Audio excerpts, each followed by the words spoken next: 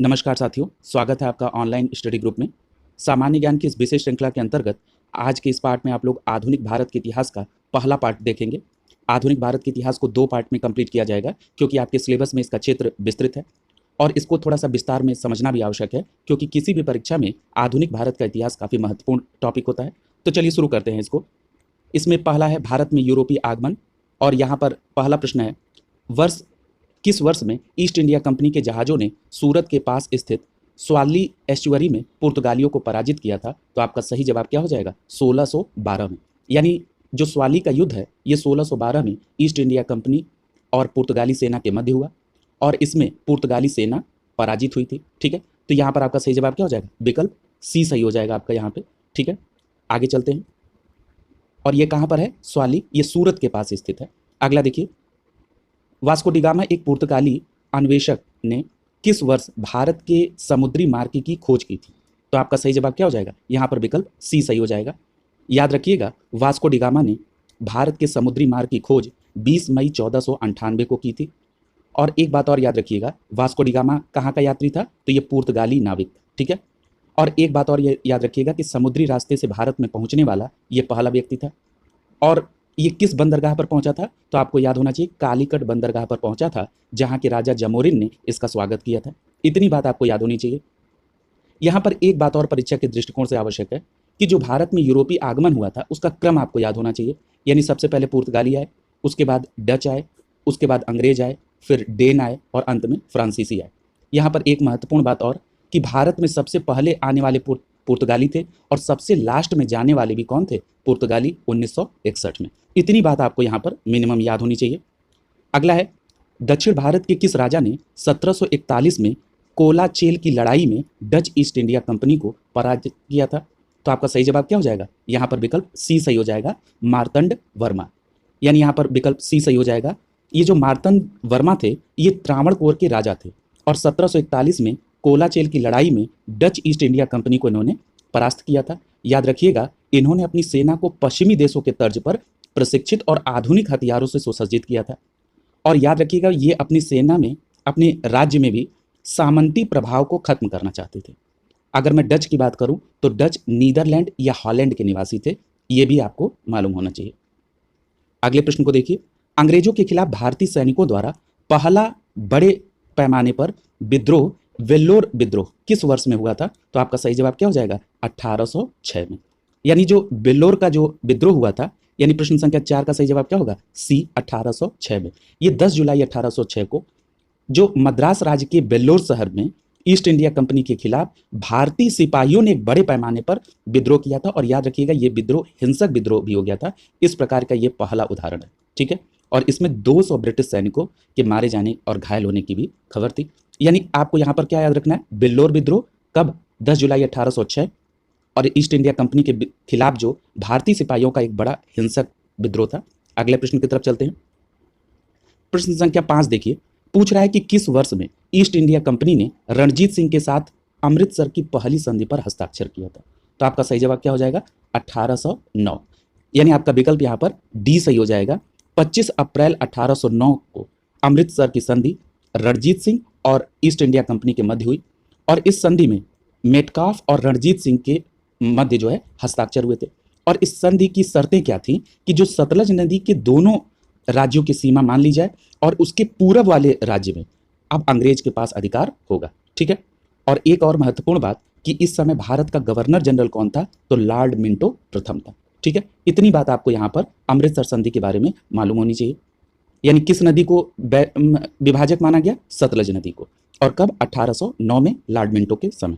अगला प्रश्न कर रहा है कि बक्सर के युद्ध के बाद ईस्ट इंडिया कंपनी मुगल सम्राट को प्रतिवर्ष कितने रुपए का भुगतान देने के लिए सहमत हुई? तो आपका सही जवाब क्या हो जाएगा? विकल्प बी सही हो जाएगा, 26 लाख। जरा बक्सर के युद्ध को समझिए, आपके परीक्षा के दृष्टिकोण से यह काफी महत्वपूर्ण है। बक्सर का युद्ध 22 अक्टूबर 1764 को अंग्रेज और इधर त्रिकुट था। किसका किसका? बंगाल के पूर्व नवाब मीर कासिम। याद रखिएगा, ये बंगाल का उस समय पूर्व नवाब था, उस समय वर्तमान में नवाब नहीं था। यह भी प्रश्न पूछा जाता है। मैं इसको यहाँ क्लियर कर दूं कि जब बक्सर का युद्ध हुआ था तो उस समय बंगाल का नवाब मीर जाफर था। ठीक है, तो यहाँ पर आप समझ लेंगे कि जब 22 अक्टूबर 1764 को अंग्रेज और इधर त्रिकुट के बीच में युद्ध हुआ तो उसमें बंगाल का पूर्व नवाब मीर कासिम, अवध का नवाब सुजाउद्दौला और मुगल सम्राट शाह आलम द्वितीय, इन त्रिकुट और उधर अंग्रेजों की सेनाएं थी। ठीक है। दूसरी बात कि इस युद्ध में अंग्रेजों का जो नेतृत्व है वो हेक्टर मुनरो कर रहा था और उसने अंग्रेजों को विजय दिलाई। और 12 अगस्त 1765 को इलाहाबाद की प्रथम संधि होती है। ठीक है। और इस संधि में ये शर्त थी कि 26 लाख रुपए मुगल सम्राट को देने पर सहमत हो गए। ठीक है। यानी अंग्रेज जो है ये प्रतिवर्ष 26 लाख रुपए मुगल सम्राट को देने के लिए सहमत हो गए। ठीक है। यहां पर कुछ बातें और आपको जाननी जरूरी है। ये जो बक्सर का युद्ध था ये सर्वाधिक निर्णायक युद्ध माना जाता है। क्यों? क्योंकि इसी युद्ध के बाद भारत में अंग्रेजों का आधिपत्य स्थापित हो गया।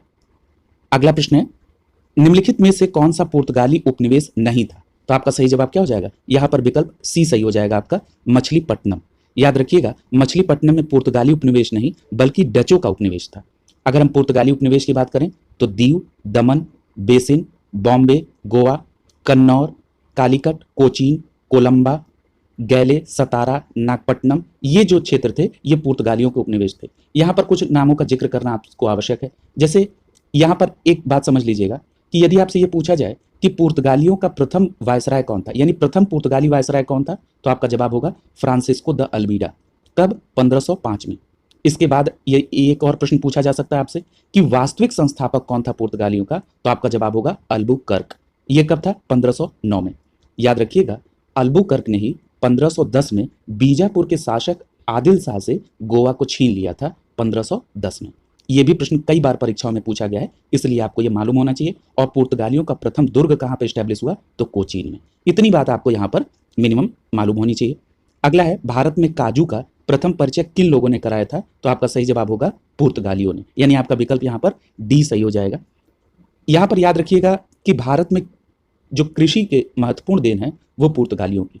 भारत में तंबाकू, मूंगफली, आलू, लाल मिर्च, मकई, टमाटर, शकरकंद, चीकू, काजू, अमरूद, पाइनएप्पल, शरीफा, ये सभी चीजें पुर्तगालियों द्वारा भारत में लाया गया था। और इसके अलावा पहली बार प्रिंटिंग प्रेस का भी प्रयोग पुर्तगालियों द्वारा, और जहाज निर्माण उद्योग ये भी पुर्तगालियों की ही देन थी। ठीक है। तो यानी इस प्रश्न का सही जवाब क्या हो जाएगा? विकल्प डी सही हो जाएगा। अगला प्रश्न देखिए। अगले प्रश्न में पूछा गया कि पहली डेनिश ईस्ट इंडिया कंपनी ने अपना परिचालन किस वर्ष शुरू किया? तो आपका सही जवाब क्या हो जाएगा? विकल्प ए सही हो जाएगा, 1616 में। ठीक है। एक बात यहां पर याद रखिएगा कि अभी हम लोगों ने क्रम देखा था, अंग्रेजों के बाद कौन आया? डेनिश। और डेनिश ईस्ट इंडिया कंपनी की स्थापना कब हुई? 1616 में। और एक और महत्वपूर्ण बात कि तंजौर जिले के त्रावणकोल में 1620 में इन्होंने अपनी पहली फैक्ट्री स्टैब्लिश की थी। उसके बाद बंगाल में श्रीरामपुर में 1676 में दूसरी फैक्ट्री स्टैब्लिश की। और एक और महत्वपूर्ण बात कि 1745 में इन्होंने अपनी सभी फैक्ट्रियां ब्रिटिश कंपनी को बेचकर ये भारत से चले गए थे। यानी आपको इनकी पहली कंपनी जो कि तंजौर के त्रावणकोर में, और दूसरी कंपनी कहां पर स्टैब्लिश की गई थी? बंगाल के श्रीरामपुर में। ठीक है। ये बातें आपको पता होनी चाहिए और ईयर याद होना चाहिए इनका। यहां पर आपका ए विकल्प सही हो जाएगा। अगला देखिए, पूछ रहा है कि बक्सर के युद्ध के बाद कहां के नवाब ने इलाहाबाद और कड़ा को मुगल सम्राट को सौंप दिया, जो ब्रिटिश सैनिक को संरक्षण के अंतर्गत आया था। मैंने आपको जब बक्सर के युद्ध को एलैबोरेट किया था तो मैंने आपसे कहा था कि परीक्षा के दृष्टिकोण से ये काफी महत्वपूर्ण युद्ध है। यहां पर आपका सही जवाब हो जाएगा डी, अवध। ठीक है। जरा इसको समझ लीजिए। यहां पर आपने ये समझा था कि बक्सर का युद्ध कब हुआ, और यहां पर प्रथम संधि हुई थी 12 अगस्त 1765 को। इस युद्ध के बाद जो संधि हुई उसके अंतर्गत क्या डिसाइड हुआ था? आपने एक पॉइंट पढ़ लिया है कि कंपनी 26 लाख रुपए पेंशन मुगल सम्राट को देगी। इसके अलावा अवध के नवाब से इलाहाबाद और कड़ा के जिले लेकर मुगल सम्राट को दिए जाएंगे, और साथ ही साथ मुगल सम्राट बंगाल, बिहार और उड़ीसा की दीवानी कंपनी को प्रदान करेगा। ठीक है। ये तीन प्रमुख शर्तें आपको पता होनी चाहिए। इन्हीं पर आधारित देखिए दो प्रश्न बनाए गए आपके यहाँ पर। अगला प्रश्न है, वास्को डी गामा किस वर्ष कालीकट में उतरा था? तो अभी आपने पढ़ा था 20 मई 1498 को, यानी आपका विकल्प यहाँ पर डी सही हो जाएगा। ये प्रश्न दो बार रिपीट किया गया। और ये जो गुजरात आया था वास्को डी गामा, इसको गुजराती पथ प्रदर्शक जिसका नाम अब्दुल मनीद था उसने सहायता प्रदान की थी, और ये उत्तर मानसा अंतरीप को पार करते हुए भारत आने वाला पहला यूरोपीय नाविक बना। अगला है, निम्नलिखित में से कौन से संत शिवाजी के समकालीन थे? तो आपका सही जवाब क्या हो जाएगा? यहाँ पर विकल्प ए सही हो जाएगा, तुकाराम। ठीक है। यानी तुकाराम जो थे वो शिवाजी के समकालीन थे। विकल्प ए सही हो जाएगा। अगले प्रश्न की तरफ चलते हैं। यहाँ पर कुछ और बातें हैं जिसको आप समझ लें। शंकराचार्य, जिनका जिक्र ऑप्शन में है, शंकराचार्य ने अद्वैतवाद के समर्थक थे ये, और कार्यक्षेत्र इनका पूरे भारत में। चैतन्य बंगाल क्षेत्र में, ये वैष्णव मत से संबंधित थे। तुकाराम वारकरी मत के थे, महाराष्ट्र क्षेत्र था। नामदेव महाराष्ट्र क्षेत्र में और निर्गुण मत से संबंधित थे। ठीक है, और इनके ईयर को आप पॉज करके देख लेंगे। अगला प्रश्न है, निम्नलिखित में से किसके शासनकाल में मुगलों और मराठों के बीच द्वंद्व आरंभ हुआ था? तो आपका सही जवाब हो जाएगा विकल्प डी, औरंगजेब के समय में। याद रखिएगा 1657 में मराठा शासक शिवाजी और मुगल बादशाह औरंगजेब के बीच पहला मुकाबला हुआ था, जब अहमदनगर और चुन्नार पर आक्रमण हुआ था, और इस संघर्ष में शिवाजी को पीछे हटना पड़ा था। इतनी बात आप याद रखेंगे। अगला है, रानी लक्ष्मीबाई का विवाह झांसी के निम्नलिखित में से किस राजा के साथ हुआ था? तो आपका जवाब होगा गंगाधर राव, यानी आपका विकल्प यहाँ पर डी सही हो जाएगा। याद रखिएगा झांसी की रानी का विवाह 14 वर्ष की आयु में 1842 को गंगाधर राव के साथ हुआ था, और उस समय वो झांसी के तत्कालीन महाराजा थे। झांसी की रानी का जन्म काशी में हुआ था। ये एक मराठी ब्राह्मण परिवार की थी। ठीक है, और आगे आप पढ़ेंगे कि 1857 में झांसी में उन्होंने अपना नेतृत्व भी किया था।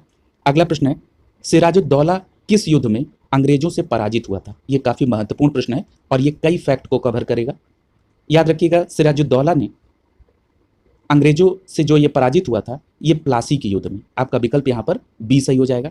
याद रखिएगा प्लासी का युद्ध कब हुआ था? तो ये 23 जून 1757 को हुआ था। आप यहाँ पर पूरी डेट याद रखेंगे। 23 जून 1757 को सिराजुद्दौला और अंग्रेजों के बीच प्लासी का युद्ध हुआ था। ठीक है, और सिराजुद्दौला इसमें अंग्रेजों से पराजित हो गया था। ऑप्शन में बक्सर का युद्ध भी दिया है। यहाँ पर एक बात और मैं आपको बताना चाहता हूँ प्लासी के युद्ध के संदर्भ में। ये जो प्लासी है, कई बार ये प्रश्न पूछा जाता है ये कहाँ पर है, तो याद रखिएगा ये पश्चिम बंगाल के नदिया जिले में भागीरथी नदी के किनारे। ठीक है, तो ये भी बात आप याद रखेंगे यहाँ पर प्लासी के संदर्भ में। मैं बक्सर की बात कर रहा था। बक्सर को अभी आपने देखा है 1764 में मीर कासिम, सुजाउद्दौला और शाह आलम द्वितीय के त्रिगुट ने, इसको आपने अभी डिटेल में पढ़ा है। अगला है वांडीवास का युद्ध, ये 1760 में हुआ था, फ्रांसीसी और अंग्रेज सेना के मध्य। ठीक है, और याद रखिएगा इन तीनों युद्ध में अंग्रेज विजय हुए थे। ठीक है, तो इतनी बात यहाँ पर परीक्षा के दृष्टिकोण से ये काफी महत्वपूर्ण है। अगला देखिए, अगला प्रश्न पूछ रहा है कि श्रीरंगपट्टनम का ऐतिहासिक शहर जिसे टीपू सुल्तान और उनके पिता हैदर अली की कब्रों का घर माना जाता है, निम्नलिखित में से किस शहर से 15 किलोमीटर दूर स्थित है? ठीक है, अब ऑप्शन को देखते हैं। यहां पर आपका विकल्प सी सही हो जाएगा। ठीक है, ये कहां पर है? मैसूर में। यहां पर एक बात याद रखिएगा, जो टीपू सुल्तान की हत्या हुई थी ये 1799 में हुई थी, चतुर्थ आंग्ल मैसूर युद्ध के दौरान। यहां पर एक बात याद रखिएगा कि टीपू सुल्तान और उसके पिता हैदर अली, इनकी कब्र कहां पर है? श्रीरंगपट्टनम में, जो मैसूर से 15 किलोमीटर दूर स्थित है। टीपू सुल्तान को मैसूर का शेर के रूप में जाना जाता है। यहाँ पर जब मैसूर के युद्ध के बारे में बात हुई है तो एक जिक्र कर देता हूँ। प्रथम आंग्ल मैसूर युद्ध 1767 से 69 के बीच में हुआ, और इसमें मद्रास की संधि हुई थी 1769 में। द्वितीय आंग्ल मैसूर युद्ध 1780 से 1784 के बीच में हुआ, और इसमें मंगलौर की संधि हुई 1784 में। तृतीय आंग्ल मैसूर युद्ध 1790 से 1792 के बीच में हुआ, और इसमें श्रीरंगपट्टनम की संधि हुई। और आपने ये जाना कि चतुर्थ आंग्ल मैसूर युद्ध 1799, जिसमें टीपू सुल्तान की डेथ हो गई।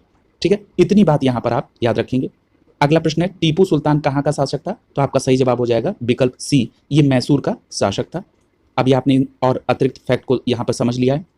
अगला है, ब्रिटिश शासक को भारत से उखाड़ फेंकने के लिए इनमें से किसने फ्रांसीसियों की मदद मांगी थी? तो आपका सही जवाब हो जाएगा टीपू सुल्तान ने, यानी आपका विकल्प यहाँ पर डी सही हो जाएगा। याद रखिएगा टीपू सुल्तान फ्रांसीसी क्रांति में रुचि दिखाई थी इसने, और श्रीरंगपट्टनम में स्वतंत्रता का वृक्ष लगाया, और जैकोबिन क्लब का सदस्य बना था कौन? टीपू सुल्तान। और भारत को अंग्रेजों से उखाड़ फेंकने के लिए नेपोलियन से इसने सहयोग मांगा था। यही आपके प्रश्न में पूछा भी गया है। अगला प्रश्न पूछ रहा है कि श्रीरंगपट्टनम की लड़ाई में अंग्रेजों ने किसे पराजित किया था? तो आपका सही जवाब क्या हो जाएगा? टीपू सुल्तान को। यहां पर आपका विकल्प सी सही हो जाएगा। याद रखिएगा मैंने अभी आपको बताया था कि जो तृतीय आंग्ल मैसूर युद्ध हुआ था उसमें श्रीरंगपट्टनम की संधि हुई थी 1792 में, और ये तृतीय आंग्ल मैसूर युद्ध कब से कब तक हुआ था? 1790 से 1792 के बीच। इस संधि में टीपू सुल्तान अंग्रेजों को अपने राज्य का आधा भूभाग देना पड़ा, और उसके अलावा जो मराठा और निजाम के कुछ लोग थे इनके साथी, उनको भी कुछ भाग देना पड़ा था। इसके अतिरिक्त अंग्रेजों ने युद्ध क्षतिपूर्ति के तौर पर इनसे 3 करोड़ रुपए की मांग की। तुरंत धनराशि न देने के कारण जो कार्नवालिस था उसने टीपू सुल्तान के 2 पुत्रों को बंधक बना लिया था।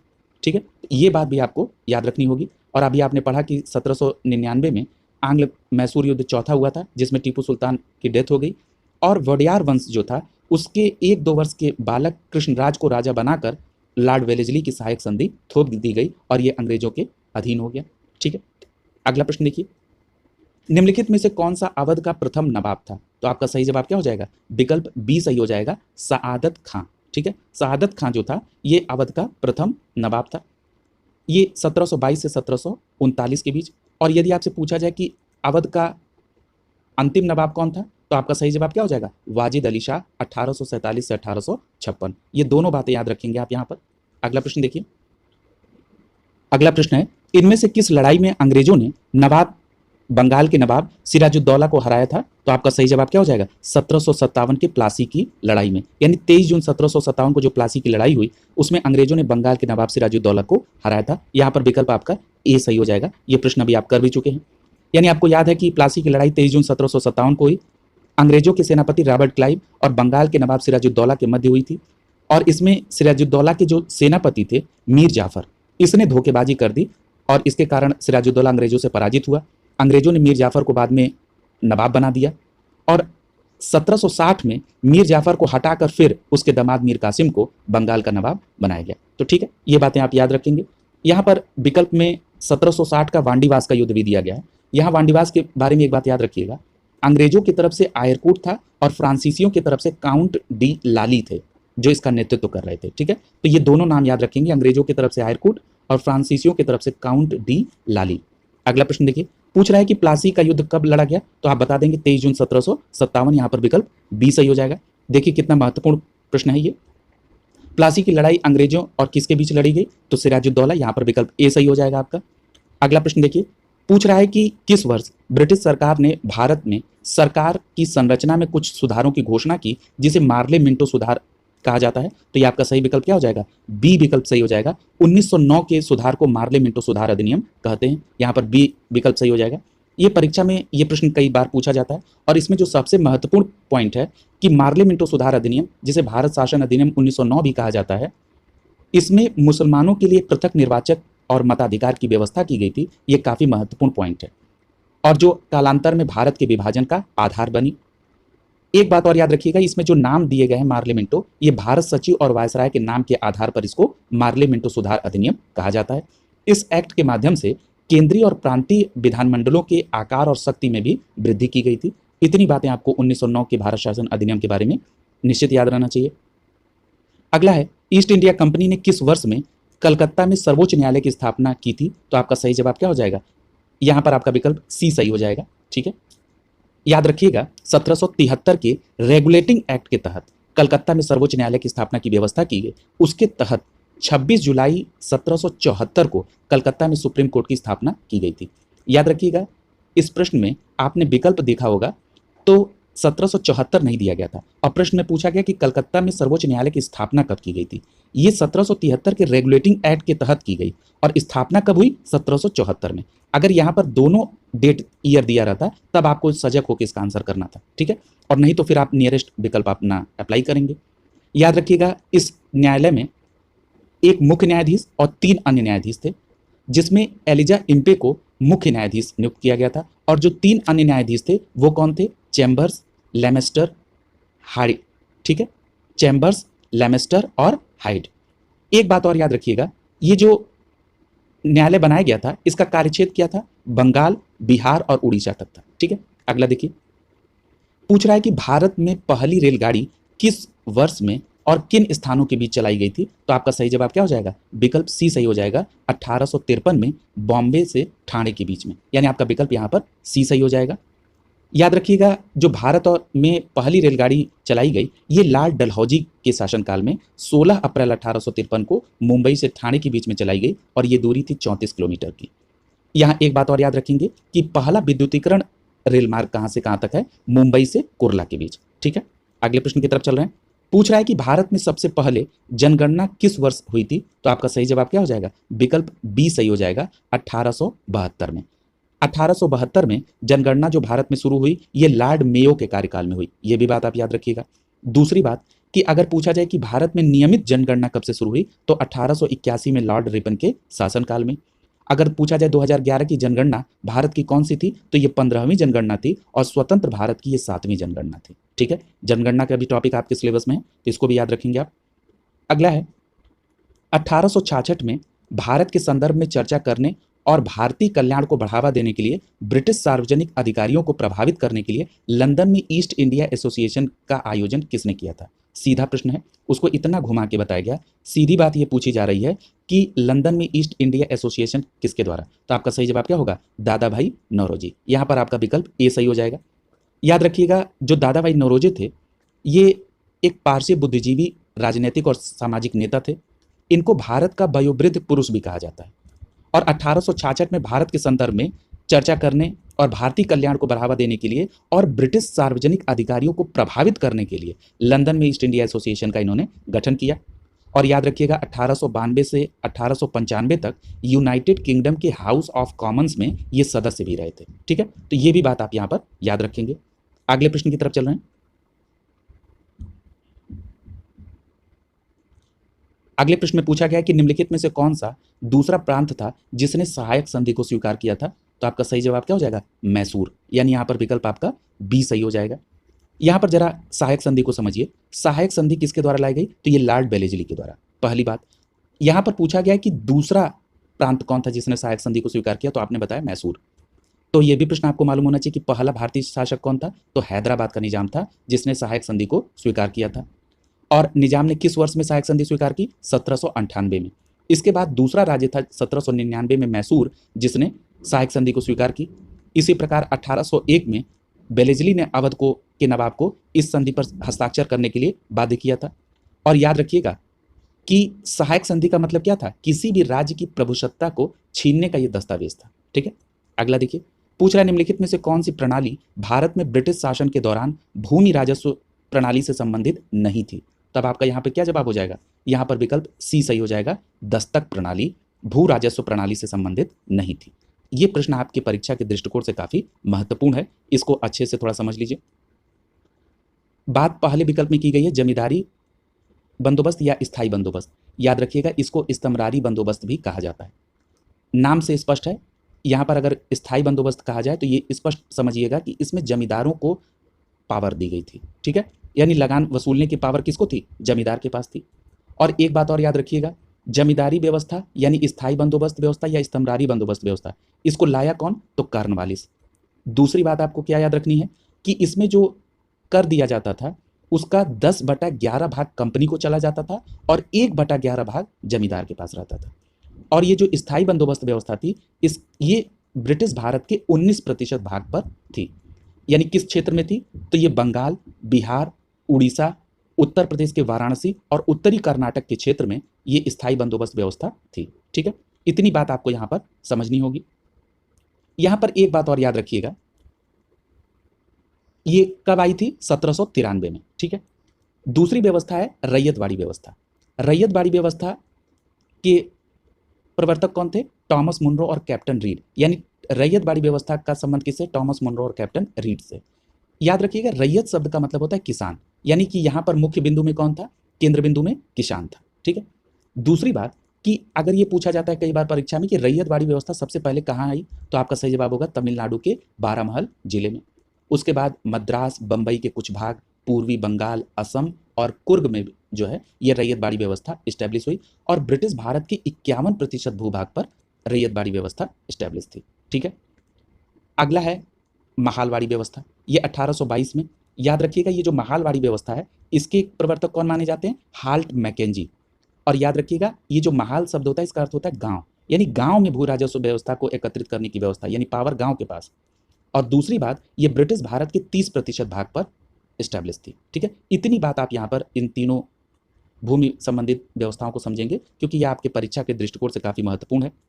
अगला देखिए, पूछ रहा है कि बॉम्बे, जो कि अब छत्रपति शिवाजी महाराज टर्मिनल्स हो गया है, से थाने तक भारत में पहली यात्री ट्रेन किस वर्ष चलाई गई, तो आपका सही जवाब क्या हो जाएगा, 1853 में। यानी आपका विकल्प यहाँ पर सी सही हो जाएगा।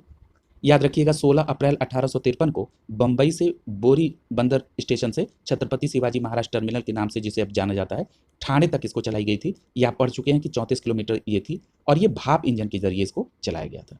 अगला प्रश्न है, देखिए कितने बार वो रिपीट हुआ है प्रश्न।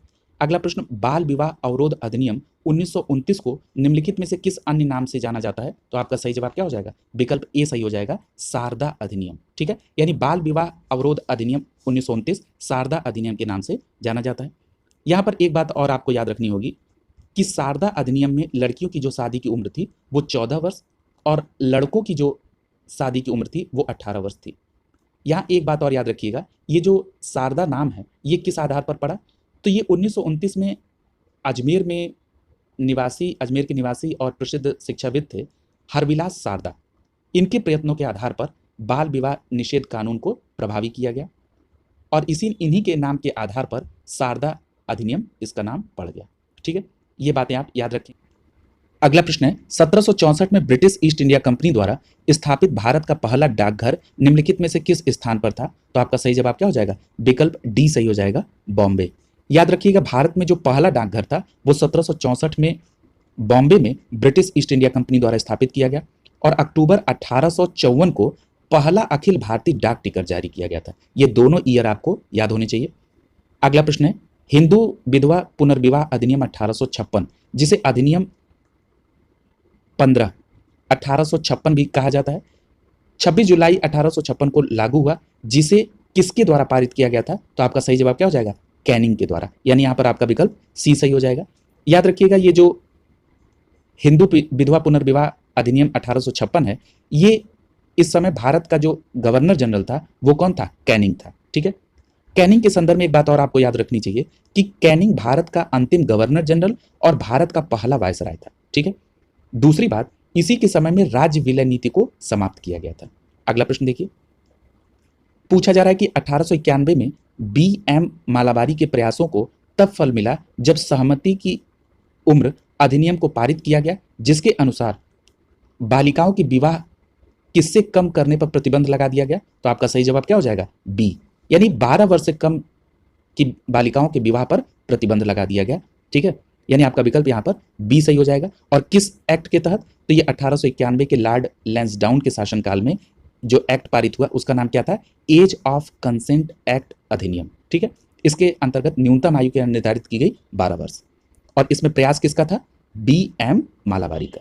अगला देखिए, पूछा जा रहा है कि 1795 और 1804 के बंगाल विनिमय अधिनियमों ने क्या घोषित किया था? तो आपका सही जवाब क्या हो जाएगा? यहाँ पर विकल्प आपका बी सही हो जाएगा, कन्या हत्या को अवैध घोषित किया था। ठीक है, यानी विकल्प बी सही हो जाएगा। याद रखिएगा, 1795 ईस्वी और 1804 ईस्वी के बंगाल विनिमय अधिनियमों के माध्यम से कन्या हत्या को अवैध घोषित किया गया था। ठीक है, और इस अधिनियम को शिशु हत्या पर प्रतिबंध लगाया गया था इसके माध्यम से। अगला है, हंटर आयोग किसके विकास पर अधिक बल देता है? तो आपका सही जवाब क्या हो जाएगा? विकल्प ए सही हो जाएगा, प्राथमिक शिक्षा। ठीक है, याद रखिएगा, 1882 में सरकार ने डब्ल्यू हंटर की अध्यक्षता में एक आयोग का गठन किया था। ठीक है, और जिसका कार्य क्या था? 1854 के पश्चात देश के शिक्षा की दिशा में किए गए प्रयासों और उनकी प्रगति की समीक्षा करने के लिए। ठीक है, और जो हंटर आयोग था ये केवल प्राथमिक और माध्यमिक शिक्षा पर तक सीमित था और आपका यहाँ पर अगर एक चुनना हो तो आपका सही जवाब क्या होगा? प्राथमिक शिक्षा। शिक्षा के संदर्भ में कुछ और आयोग हैं, उनकी बातों को भी यहाँ पर थोड़ा सा हिंट कर दे रहा हूँ। जैसे सैडलर आयोग, ये 1917 में था। कलकत्ता विश्वविद्यालय की जो संभावनाएं हैं उनके अध्ययन के लिए सैडलर आयोग का गठन 1917 में हुआ। यहाँ पर एक बात और याद रखिएगा कि एक मैकाले का सिद्धांत था अधोमुखी निस्यंदन का सिद्धांत, यानी कि बूंद बूंद करके नीचे के लेवल के लोगों को शिक्षा पहुंचाना। ठीक है, ये इसको कहा जाता है अधोमुखी निस्यंदन का सिद्धांत, किसका? मैकाले का। इसी प्रकार एक बात और याद रखेंगे, कई बार परीक्षाओं में पूछा गया कि भारत में अंग्रेजों द्वारा प्रथम मदरसा कब स्टैब्लिश हुआ? तो 1781 में वॉरेन हेस्टिंग के द्वारा। यदि पूछा जाए कि बनारस में जो संस्कृत महाविद्यालय की स्थापना हुई वो कब हुई? तो 1791 में जोनाथन डंकन के द्वारा। ये भी बात आप यहाँ पर शिक्षा के संदर्भ में याद रखेंगे। आगे और प्रश्न आएंगे तो उसको कोरिलेट करके आपको और डेटा दे दिया जाएगा। वो डेटा दिया जा रहा है जो आपकी परीक्षा के दृष्टिकोण से महत्वपूर्ण है। अगला है, भारत में यातायात व्यवस्था यानी ट्रैफिक सिस्टम की शुरुआत का श्रेय किसको जाता है? तो आपका सही जवाब क्या हो जाएगा? विकल्प यहाँ पर आपका बी सही हो जाएगा, ब्रिटिश शासनकाल के दौरान। याद रखिएगा ये जो भारत में यातायात की शुरुआत जो ब्रिटिश शासनकाल के दौरान हुई, उसमें कुछ देखिए 1854 में डलहौजी के द्वारा मुख्य स्थानों को जोड़ने के लिए ट्रंक लाइन की रूपरेखा रखी गई। इसी के साथ साथ ईस्ट इंडिया कंपनी ने रेलवे की शुरुआत 16 अप्रैल 1853 को की। इस प्रकार आपका सही जवाब क्या होगा? विकल्प बी, ब्रिटिश शासनकाल के दौरान यातायात व्यवस्था की शुरुआत हुई थी। अगला है माहलवाड़ी प्रणाली। देखिए इसके बारे में हम लोगों ने जिक्र कर लिया था। ये पूछा जा रहा है कि कहाँ पर लागू की गई थी, तो यहाँ पर आपका विकल्प बी सही हो जाएगा, उत्तर प्रदेश। याद रखिएगा ये जो माहलवाड़ी व्यवस्था थी, ये मैंने आपको बताया था कि ब्रिटिश भारत के 30% भूभाग पर थी। इसके अंतर्गत उत्तर प्रदेश, मध्य प्रांत, पंजाब प्रांत ये शामिल थे। ठीक है, ये नाम याद रखेंगे। मैंने आपको बताया था माहलवाड़ी शब्द का अर्थ क्या होता है? गांव। और एक और बात यहाँ पर महत्वपूर्ण जो आपको याद रखनी होगी कि हाल्ट मैकेंजी इसके जन्मदाता थे और 1819 के प्रतिवेदन में माहलवाड़ी व्यवस्था का उल्लेख है और इसको लागू कब किया गया? 1822 में। ठीक है, तो यहाँ पर आपने तीनों प्रमुख भूमि व्यवस्थाओं को देख लिया, जमींदारी व्यवस्था यानी स्थायी बंदोबस्त, रैयतवाड़ी व्यवस्था और माहलवाड़ी व्यवस्था। अगला देखिए, दिया है कि भारतीय स्वतंत्रता के प्रथम संग्राम 1857 के संदर्भ में इन विकल्पों को पढ़ें और सही विकल्प को चुनें। ठीक है, यहाँ पर क्या दे रहा है?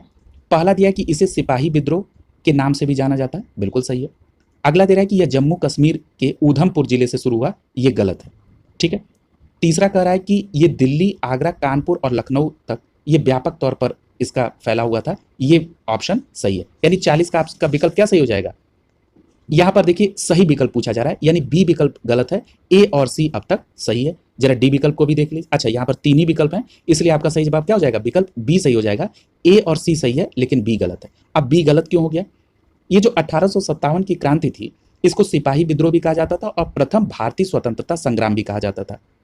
अब ये बी विकल्प क्यों गलत हो गया? क्योंकि इसकी शुरुआत 10 मई 1857 को मेरठ से हुई थी। और एक बात और याद रखिएगा कि मेरठ के विद्रोही 11 मई को दिल्ली पहुंच गए और 12 मई 1857 को दिल्ली पर अधिकार प्राप्त कर लिया। और एक बात और यहां पर याद रखिएगा कि यह विद्रोह दिल्ली, आगरा, कानपुर और लखनऊ में व्यापक तौर पर फैला था। यदि मैं बात करूं नेतृत्व की, तो दिल्ली में इसका नेतृत्व बहादुर शाह द्वितीय के द्वारा, और एक नाम और याद रखिएगा कि निकलसन और हडसन द्वारा दिल्ली के विद्रोह का दमन भी किया गया था। अब यहां पर अगला नाम है कानपुर का। कानपुर का नेतृत्व किसने किया था? नाना साहब ने। और एक नाम और तात्या टोपे। और यहां का दमन किसने किया था? कैंपबेल ने। लखनऊ का नेतृत्व किसने किया था? बेगम हजरत महल ने। और यहां के विद्रोह का दमन किसने किया था? कैंपबेल ने। ठीक है, कुछ नाम और मैं जिक्र कर दे रहा हूं, जैसे झांसी, यहां का नेतृत्व रानी लक्ष्मीबाई, और विद्रोह का दमन किसने किया? हीरोज ने किया। इलाहाबाद का नेतृत्व लियाकत अली, दमन किसने किया? कर्नल नील ने किया। जगदीशपुर जो कि बिहार में है, वहां पर नेतृत्व कुंवर सिंह कर रहे थे। विद्रोह का दमन किसने किया? टेलर और विसेंट आयर द्वारा। बरेली का नेतृत्व खान बहादुर कर रहे थे, कैंपबेल ने वहां का दमन किया। और फैजाबाद का नेतृत्व मौलवी अहमद उल्लाह द्वारा किया गया, और वहां का दमन किसके द्वारा किया गया? कैंपबेल के द्वारा। यानी कैंपबेल ने कहां कहां का दमन किया था? फैजाबाद, बरेली, लखनऊ और कानपुर का। ठीक है, तो ये नाम भी याद रखिएगा, ये परीक्षा में पूछे जाते हैं। अगला देखिए, पूछ रहा है कि 1928 के बारदोली सत्याग्रह का नेतृत्व किसने किया था? तो आपका सही जवाब क्या हो जाएगा? सरदार वल्लभ भाई पटेल। यानी आपका विकल्प यहाँ पर बी सही हो जाएगा। याद रखिएगा, बारदोली जो सत्याग्रह था, ये एक किसान आंदोलन था। ठीक है, और सरदार पटेल इसका नेतृत्व कर रहे थे। और इसमें क्या मुख्य मुद्दा था? जो किसानों की लगान में वृद्धि की गई थी, इसके विरोध में थे सरदार पटेल और वहां के किसान। सरदार पटेल द्वारा जब इस आंदोलन का सफल इसको समापन किया गया, तो वहां की महिलाओं ने वल्लभ भाई पटेल को सरदार की उपाधि दी थी। अगला प्रश्न है, निम्नलिखित में से कौन अवध के कृषक आंदोलन का नेता था? तो आपका सही जवाब क्या हो जाएगा? बाबा रामचंद्र। यानी आपका विकल्प यहाँ पर ए सही हो जाएगा। अवध के कृषक आंदोलन का नेता बाबा रामचंद्र थे। यहाँ पर कुछ बातें और याद रखिएगा। बाबा रामचंद्र महाराष्ट्र के मूलतः रहने वाले थे और रामचरितमानस के पाठ के द्वारा किसानों को जागृत किया और संगठित किया। और इन्हीं के प्रयासों से अक्टूबर 1920 में प्रतापगढ़ में एक सामान्य संगठन जिसका नाम था अवध किसान सभा, इसका भी गठन हुआ। ठीक है, तो बाबा रामचंद्र का संबंध अवध किसान सभा से भी आपका रहेगा। अगला, भूदान आंदोलन के प्रवर्तक किन्हें माना जाता है? तो आपका सही जवाब क्या हो जाएगा? विनोबा भावे। यानी आपका विकल्प यहाँ पे डी सही हो जाएगा। याद रखिएगा, 1951 में विनोबा भावे द्वारा भूदान आंदोलन का आरंभ किया गया। ये एक स्वैच्छिक भूमि सुधार आंदोलन था। ठीक है, यानी विनोबा भावे जी का ये मानना था कि जो भूमि सुधार के लिए काम करना है, हमको केवल सरकारी कानून के ऊपर निर्भर नहीं होना चाहिए, बल्कि इसमें व्यक्तिगत स्तर पर भी प्रयास करना चाहिए। अगला देखिए, अगला प्रश्न 1857 के विद्रोह से संबंधित है। यहाँ 1857 के संबंधित विद्रोह के जो प्रश्न हैं उनको प्रारंभ करने से पहले मैं एक बात आपको याद दिला दूं जो महत्वपूर्ण है, जो परीक्षा में पूछी जा सकती हैं। ये पूछा जा सकता है कि 1857 के विद्रोह के समय गवर्नर जनरल कौन था, तो आपका जवाब होगा कैनिंग। दूसरा प्रश्न पूछा जा सकता है कि 1857 के विद्रोह का प्रतीक क्या था, तो आपका जवाब होगा कमल और रोटी। ये भी पूछा जा सकता है कि 1857 के विद्रोह के समय ब्रिटिश प्रधानमंत्री कौन था, तो आपका जवाब होगा पामस्टन। ठीक है, आप चलते हैं प्रश्न पे। पूछ रहा है कि मेरठ छावनी में 1857 के सैनिक विद्रोह की शुरुआत कब हुई थी, तो आपका जवाब क्या हो जाएगा? विकल्प यहाँ पर सी सही हो जाएगा, 10 मई 1857 को। अब जरा यहाँ पर बात समझ लीजिए क्रम से। 29 मार्च 1857 का दिन था। बैरकपुर पश्चिम बंगाल में 34 रेजिमेंट के सैनिकों ने चर्बी वाले कारतूस को इस्तेमाल करने से मना कर दिया। एक सैनिक मंगल पांडे ने अपने सार्जेंट पर हमला कर दिया और उनकी हत्या कर दी। इसके फलस्वरूप 8 अप्रैल 1857 को मंगल पांडे को फांसी दे दी गई और 34वीं पैदल सेना रेजिमेंट को भंग कर दिया गया। उसके बाद की घटना है मेरठ छावनी की। दिन था 10 मई 1857। मेरठ छावनी के सैनिकों ने खुला विद्रोह कर दिया और अपने अधिकारियों के ऊपर गोली चलाई और ये दिल्ली चले गए। आपको मैंने पिछले बार में बताया था कि 11 मई को दिल्ली पहुंचे और 12 मई 1857 को दिल्ली पर अधिकार प्राप्त कर लिया और बहादुर शाह द्वितीय को 1857 की कमान संभालने के लिए अंतोगत्वा राजी कर लिया गया। इतनी बातें आपको यहाँ पर याद होनी चाहिए। यहाँ पर एक बात और याद रखिएगा, ये जो 1857 में दिल्ली में बहादुर शाह द्वितीय ने, मैंने आपको बताया कि नाना साहब ने कानपुर में, लखनऊ में बेगम हजरत महल ने, कुंवर सिंह ने बिहार में और झांसी की रानी ने, रानी लक्ष्मीबाई ने झांसी और ग्वालियर के विद्रोह का नेतृत्व किया था। और बाकी मैंने आपको पिछले प्रश्न के एक्सप्लेनेशन में किसके द्वारा दमन भी किया गया था ये भी मैंने आपको बताया। अगला देखिए, पूछ रहा है कि निम्नलिखित में से किसने 1857 के विद्रोह को दबाने के लिए अंग्रेजों को सहायता प्रदान नहीं की, तो आपका सही जवाब क्या हो जाएगा? विकल्प बी सही हो जाएगा, अवध की बेगम हजरत महल। आप कई बार पढ़ रहे थे कि लखनऊ में बेगम हजरत महल तो 1857 के विद्रोह का नेतृत्व कर रही थी, तो अंग्रेजों का सहायता करने का प्रश्न ही नहीं है। यहाँ पर विकल्प बी सही हो जाएगा। एक बात यहाँ पर याद रखिएगा कि ग्वालियर के सिंधिया, इंदौर के होलकर, हैदराबाद के निजाम, जोधपुर के राजा, भोपाल के नवाब, पटियाला के नवाब और कश्मीर के महाराजा ने 1857 के विद्रोह को कुचलने में अंग्रेजों की सहायता की थी। ठीक है, अगला देखिए, पूछ रहा है कि 1857 के प्रथम स्वतंत्रता विद्रोह में भाग लेने वाली प्रसिद्ध महिला स्वतंत्रता सेनानी कौन थी, तो आपका सही जवाब इसमें क्या हो जाएगा? विकल्प डी सही हो जाएगा, बेगम हजरत महल, जिन्होंने लखनऊ में इसका नेतृत्व किया था। याद रखिएगा, बेगम हजरत महल को महक परी भी कहा जाता है और ये वाजिद अली शाह की द्वितीय पत्नी थी। ठीक है, अगला देखिए, पूछ रहा है कि 1857 के सिपाही विद्रोह में सिपाहियों को किस कंपनी द्वारा बनाए गए कारतूसों पर आपत्ति थी। ठीक है, तो याद रखिएगा कैसे कारतूस थे? एनफील्ड के, यानी आपका विकल्प यहाँ पर बी सही हो जाएगा। ठीक है, यहाँ पर एक बात याद रखिएगा, ये जो 1857 की क्रांति का जो तात्कालिक कारण था, ये यही चर्बी वाले कारतूस, ये इसका तात्कालिक कारण बने। क्या था इसमें? ऐसा था कि 1857 में जो अंग्रेजों की पुरानी बंदूक थी उसका नाम था ब्राउन बेस, उसके जगह पर एक नई इनफील्ड राइफल आई थी। उसके जो कारतूस थे उसको मुंह से खोलना पड़ता था और उन कारतूस में जो प्रयोग किया गया था वो गाय और सूअर की चर्बी का प्रयोग था। इस पर सैनिकों की आपत्ति थी। ठीक है, और यही एक विद्रोह का रूप लिया। अगला है, निम्नलिखित में से किन्होंने 1857 के सिपाही विद्रोह नहीं कहा? अच्छा, ये पूछा जा रहा है कि 1857 के विद्रोह को सिपाही विद्रोह नहीं कहा था, तो आपका सही जवाब क्या हो जाएगा? Karl Marx. यहाँ पर विकल्प आपका बी सही हो जाएगा। कार्ल मार्क्स ने कहा था कि ये प्रथम स्वतंत्रता संग्राम है। ठीक है, कार्ल मार्क्स के अलावा बी.डी. सावरकर, इन जैसे विद्वानों ने 1857 के सिपाही विद्रोह को प्रथम स्वतंत्रता संग्राम के तौर पर वर्णित किया था। वहीं अगर हम बात करें जॉन लॉरेंस की, सीले की, आर.सी. मजूमदार की, सैयद अहमद खां की, इन विद्वानों ने कहा था कि ये एक सिपाही विद्रोह है। ठीक है, इस प्रकार आपका विकल्प बी सही हो जाएगा। अगला प्रश्न, 1857 के विद्रोह के प्रसिद्ध नेताओं में से एक तात्या टोपे को अंग्रेजों ने 1859 में कहां पर फांसी दी थी, तो आपका सही जवाब क्या हो जाएगा? विकल्प यहां पर बी सही हो जाएगा। कहां पर दी थी? शिवपुरी में दी थी। ठीक है, यानी आपका विकल्प यहां पे बी सही हो जाएगा। अगला देखिए, पूछ रहा है कि सिपाही विद्रोह किस वर्ष हुआ था, तो अभी आपने पढ़ा था 1857 में। ठीक है, यानी विकल्प आपका बी सही हो जाएगा। इस पर आपने डिटेल बात भी की। अगला देखिए, सामाजिक और धार्मिक आंदोलन से संबंधित प्रश्न है, काफी महत्वपूर्ण टॉपिक है। यहां पर आपको मिलान करना है। ब्रह्म समाज, तो ये राजा राम मोहन राय, और किस वर्ष किया था? 1828 में। रामकृष्ण मिशन स्वामी विवेकानंद द्वारा 1897 में। आर्य समाज की स्थापना दयानंद सरस्वती जी के द्वारा, और कब हुई थी? 1875 में। सत्य शोधक समाज की स्थापना कब हुई थी? तो ज्योतिबा फूले द्वारा, ये 1873 में हुई थी। ठीक है, अब यहाँ पर आंसर की तरफ चलते हैं। आपका विकल्प यहाँ पर सी सही हो जाएगा। ठीक है, अगला देखिए, पूछा जा रहा है कि स्वामी दयानंद सरस्वती के किस शहर में पहली बार 1875 में आर्य समाज की स्थापना की थी? तो आपका सही जवाब क्या हो जाएगा? बॉम्बे में। यानी आपका विकल्प यहाँ पर ए सही हो जाएगा। याद रखिएगा, जो आर्य समाज एक हिंदू सुधार आंदोलन था, इसकी स्थापना दयानंद सरस्वती ने 1875 में बॉम्बे में की थी। अब यहाँ पर एक और बात याद रखिएगा कि दयानंद सरस्वती के द्वारा एक रचित है सत्यार्थ प्रकाश। ठीक है, इनके इस ग्रंथ में आर्य समाज का इसको मूल ग्रंथ कहा जाता है। ठीक है, ये भी बात याद रखेंगे। अगला है कि अलीगढ़ मुस्लिम विश्वविद्यालय की स्थापना किसने की थी? तो आपका सही जवाब होगा सैयद अहमद खां। यानी आपका 53 का सही जवाब होगा विकल्प ए। ये जो अलीगढ़ मुस्लिम विश्वविद्यालय है, इसकी स्थापना सर सैयद अहमद खां ने 1875 में मोहम्मद एंग्लो ओरिएंटल कॉलेज के रूप में की थी। और ये जो मोहम्मद एंग्लो ओरिएंटल कॉलेज है, ये 1920 में अलीगढ़ मुस्लिम विश्वविद्यालय बना था। अगला है 1828 में ब्रह्म समाज की स्थापना निम्नलिखित में से किसके द्वारा की गई? तो आपका जवाब क्या हो जाएगा? राजा राममोहन राय के द्वारा 1828 में ब्रह्म समाज की स्थापना की गई थी। और ब्रह्म समाज ने कई धार्मिक रूढ़िवादियों को बंद भी कराया, जैसे सती प्रथा। स्वामी विवेकानंद के बारे में अभी हमने आपको बताया कि रामकृष्ण मिशन की स्थापना 1897 में की, और दयानंद सरस्वती ने आर्य समाज की स्थापना की थी 1875 में बॉम्बे में।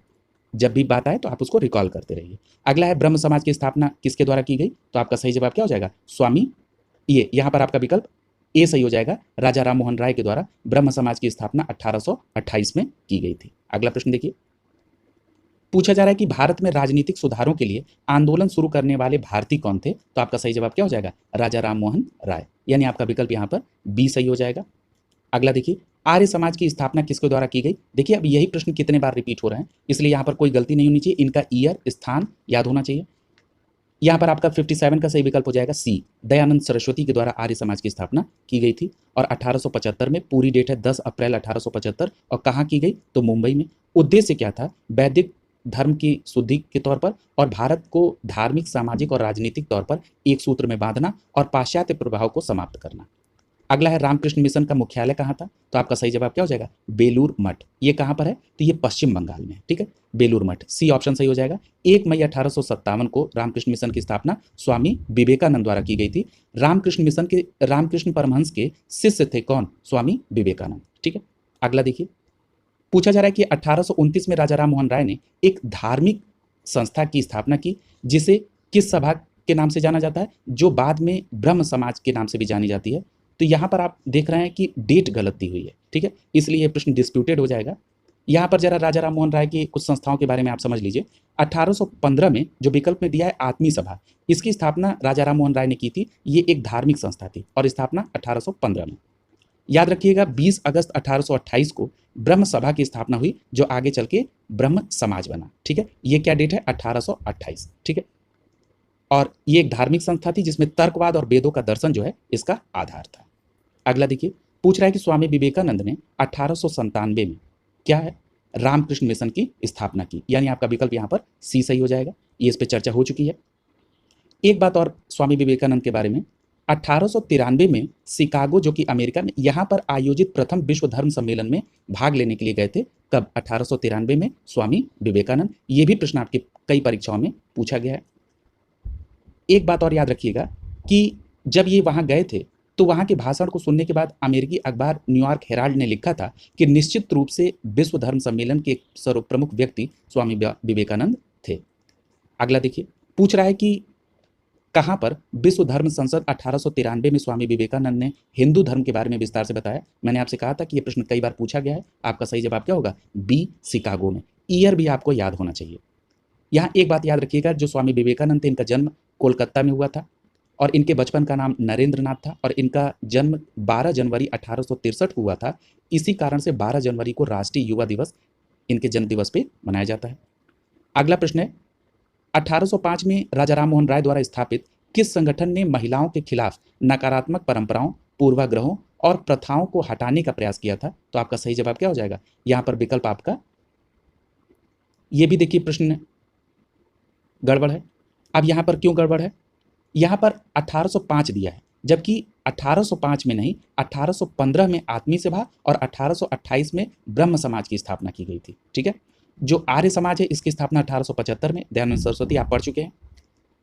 फ्रिंकर्स सोसाइटी जो कि न्यूयॉर्क सिटी में है, 1915 में स्थापित हुई थी। ठीक है, तो ये यहाँ पर मिसमैच हो रहा है, इसलिए ये डिस्प्यूटेड हो गया।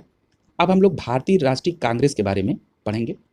यहाँ पर आपको एक बात यहाँ याद रखनी होगी कि जो भारतीय राष्ट्रीय कांग्रेस है, इस समय वायसराय कौन थे? डफरिन। ये आपको परीक्षा के दृष्टिकोण से याद रखना चाहिए। अब यहाँ पर प्रश्न पर चलते हैं। पहला प्रश्न इसमें है भारतीय राष्ट्रीय कांग्रेस से संबंधित। भारतीय राष्ट्रीय कांग्रेस द्वारा किस अधिवेशन में ऐतिहासिक पूर्ण स्वराज का प्रस्ताव पारित किया गया था? तो आपका सही जवाब क्या हो जाएगा? लाहौर में। ठीक है, यानी आपका विकल्प यहाँ पे क्या सही हो जाएगा? बी विकल्प यहाँ पर सही हो जाएगा, लाहौर में। जरा यहाँ पर जो और विकल्प में दिए गए उनको देख लीजिए। 1885 में कांग्रेस की स्थापना और प्रथम अधिवेशन कहां पे हुआ था? बंबई में, और अध्यक्षता की थी व्योमेश चंद्र बनर्जी ने। 1916 में लखनऊ अधिवेशन, अध्यक्षता की थी अंबिकाचरण मजूमदार ने। और इस 1916 के लखनऊ अधिवेशन में गरम दल और नरम दल एक हुए, और इसके साथ ही साथ कांग्रेस और मुस्लिम लीग के मध्य भी समझौता हुआ था। ये भी बातें याद रखेंगे। साथ ही साथ 1929 के लाहौर अधिवेशन, जिसकी अध्यक्षता जवाहरलाल नेहरू ने की थी, पूर्ण स्वराज का नारा दिया। और 1931 के कराची अधिवेशन, जिसकी अध्यक्षता वल्लभ भाई पटेल ने की थी, इसमें मूल अधिकार और आर्थिक कार्यक्रमों की संकल्पना पारित की गई थी। ये भी परीक्षा के दृष्टिकोण से बहुत महत्वपूर्ण पॉइंट है। अगला देखिए, पूछ रहा है कि जब सुभाष चंद्र बोस ने भारतीय राष्ट्रीय कांग्रेस के अध्यक्ष पद से इस्तीफा दिया तो उस पद का प्रस्ताव किसने दिया? तो आपका सही जवाब क्या हो जाएगा? राजेंद्र प्रसाद। याद रखिएगा, यहाँ पर जिस ईयर की बात हो रही है 1939 का त्रिपुरी अधिवेशन। इसमें अध्यक्ष पद को लेकर विवाद हो गया। यहाँ पर सुभाष चंद्र बोस और पट्टाभी सीतारमैया के बीच में चुनाव हुआ, जिसमें सुभाष चंद्र बोस जीत गए। पट्टाभी सीतारमैया को इलेक्शन में गांधी जी द्वारा रिप्रेजेंट किया जा रहा था। इसको लेकर काफ़ी विवाद हुआ। बाद में सुभाष चंद्र बोस ने अपने पद से त्यागपत्र दे दिया। उनके इस्तीफे के बाद राजेंद्र प्रसाद ने इस 1939 के त्रिपुरी अधिवेशन की कार्यकारी अध्यक्षता की। इसी पूरी घटना को त्रिपुरी संकट के नाम से जाना जाता है। अगला देखिए, पूछ रहा है कि सुभाष चंद्र बोस ने किस वर्ष कांग्रेस पार्टी के अध्यक्ष बने थे? तो यहाँ पर आपका विकल्प बी सही हो जाएगा, 1938। 1939 के पहले 1938 में हरिपुरा अधिवेशन की भी अध्यक्षता किसने की थी? सुभाष चंद्र बोस ने की थी।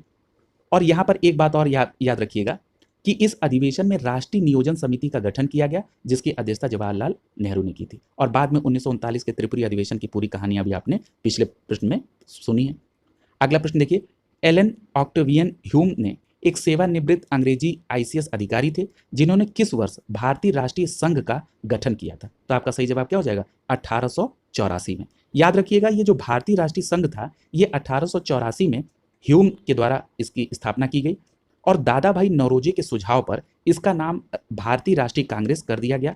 और भारतीय राष्ट्रीय कांग्रेस का जो प्रथम अधिवेशन था वो 28 दिसंबर 1885 को बंबई के ग्वालिया टैंक में स्थित गोकुल तेजपाल संस्कृत कॉलेज में हुआ था। ठीक है, इसलिए भारतीय राष्ट्रीय कांग्रेस की स्थापना 1885 से मानी जाती है और भारतीय राष्ट्रीय संघ की स्थापना 1884। याद रखिएगा, इस पहले अधिवेशन में 72 प्रतिनिधियों ने भाग लिया था और इसकी अध्यक्षता किसने की थी? अभी आपने इसके पहले प्रश्न के एक्सप्लेनेशन में पढ़ा था, व्योमेश चंद्र बनर्जी द्वारा। अगला प्रश्न पूछा जा रहा है कि महात्मा गांधी भारतीय राष्ट्रीय कांग्रेस के अध्यक्ष किस वर्ष बने थे? तो आपका सही जवाब क्या हो जाएगा? 1924 में।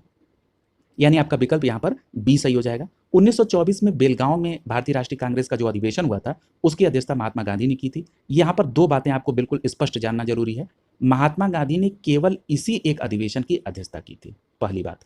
दूसरी बात, ये जो बेलगांव है ये कहाँ पे था? कर्नाटक में। जरा कुछ और अधिवेशन देख लीजिए। 1923 का जो विशेष अधिवेशन था इसकी अध्यक्षता की थी अबुल कलाम आजाद ने, जो कि दिल्ली में हुआ था। यहाँ पर अबुल कलाम आजाद के बारे में आपको जानना जरूरी है कि ये सबसे युवा अध्यक्ष बने थे। दूसरी बात कि जो सर्वाधिक समय तक अध्यक्ष रहने का रिकॉर्ड है वो भी अबुल कलाम आजाद के नाम है, 6 वर्ष का। अगला है 1923 में जो इसका रेगुलर अधिवेशन हुआ था ये काकीनाडा में, जिसकी अध्यक्षता मौलाना मोहम्मद अली द्वारा की गई थी। 1922 का जो अधिवेशन था ये गया में हुआ और इसकी अध्यक्षता किसने की थी? देशबंधु चित्तरंजन दास ने। 1925 का जो अधिवेशन हुआ था ये कानपुर में हुआ था और इसकी अध्यक्षता की थी सरोजिनी नायडू ने। यहां पर एक बात और याद रखिएगा, पहली भारतीय महिला अध्यक्ष कौन थी? सरोजिनी नायडू। ठीक है। और अगर पूछा जाए कि पहली महिला अध्यक्ष, तब आप एनी बेसेंट को बताएंगे, ठीक है। ये भी बात याद रखिएगा, ये भी प्रश्न परीक्षा में बहुत पूछा जाता है। अगले प्रश्न को देखते हैं। पूछा जा रहा है कि राष्ट्रीय गान जो है ये सर्वप्रथम कब और कहां गाया गया था? तो आपका सही जवाब क्या हो जाएगा? यहां पर विकल्प ए सही हो जाएगा। 27 दिसंबर 1911 के कलकत्ता अधिवेशन में सबसे पहली बार राष्ट्रगान गाया गया था, यानी आपका 68 का सही जवाब हो जाएगा विकल्प ए। ये जो राष्ट्रगान है ये क्या होता है? जनगण मन। और ये किसके द्वारा? ये रविन्द्रनाथ टैगोर द्वारा 11 दिसंबर 1911 को लिखा गया और पहली बार 27 दिसंबर 1911 के कलकत्ता अधिवेशन में इसको गाया गया था। अब यहाँ पर एक बात और याद रखिएगा, ये तो आपको पता चल गया कि पहली बार जनगण मन यानी राष्ट्रीय गान 1911 के कलकत्ता अधिवेशन में गाया गया। अब प्रश्न उठता है कि कलकत्ता अधिवेशन की अध्यक्षता किसने की थी? तो आपका जवाब होगा पंडित विशन नारायण दत्त द्वारा। यहाँ पर आपने राष्ट्रगान की बात कर ली, तो राष्ट्रगीत जो कि वंदे मातरम है, ये पहली बार कहाँ गाया गया था? तो ये 1896 के कलकत्ता अधिवेशन में गाया गया था। कहाँ के? 1896 के। यहाँ एक बात और याद रखिएगा, 1896 के कलकत्ता अधिवेशन की अध्यक्षता किसने की थी? तो रहमतुल्लाह सयानी ने। इतनी बात आप यहाँ पर याद रखिएगा। अगला प्रश्न है कि जनगण मन भारत का राष्ट्रगान कब गाया गया? तो आपका जवाब होगा विकल्प ए 27 दिसंबर 1911 को। अगला प्रश्न है 1916 के लखनऊ समझौता महत्वपूर्ण था क्योंकि इसके बाद कांग्रेस ने क्या किया? मुस्लिम लीग के साथ गठबंधन किया, ठीक है। यानी आपका विकल्प यहाँ पर ए सही हो जाएगा। याद रखिएगा जो 1916 का लखनऊ अधिवेशन था, इसकी अध्यक्षता किसने की थी? तो अभी आपने पढ़ा था 1916 की अध्यक्षता अंबिकाचरण मजूमदार ने की थी। दूसरी बात, इसमें गरम दल और नरम दल एकजुट हुए। इसी के साथ ही साथ मुस्लिम लीग और कांग्रेस के बीच में समझौता हुआ, जिसको लखनऊ समझौता या कांग्रेस लीग योजना के नाम से जाना जाता है।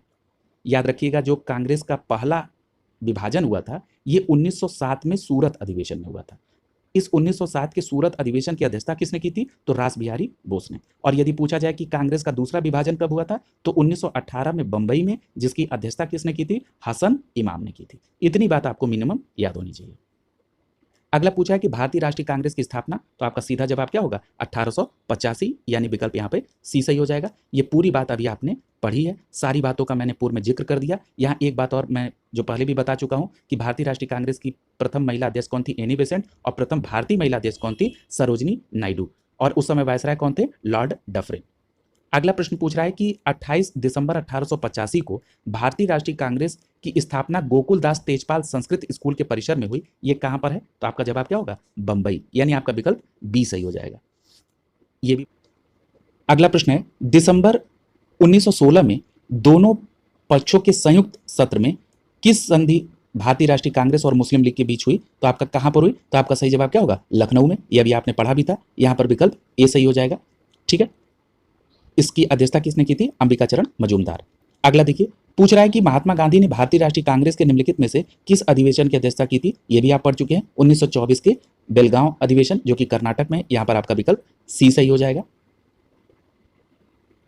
अगला देखिए, पूछ रहा है कि भारतीय राष्ट्रवाद के पहले और प्रारंभिक चरण को किस चरण के तौर पर कहा जाता है? तो आपका सही जवाब क्या होगा? यहां पर विकल्प सी सही हो जाएगा। मध्यम चरण भी कहा जाता है इसको, यानी भारतीय राष्ट्रवाद के पहले और प्रारंभिक चरण को मध्यम चरण कहा जाता है, जो 1885 से 1905 का था। यहां पर विकल्प सी सही हो जाएगा आपका।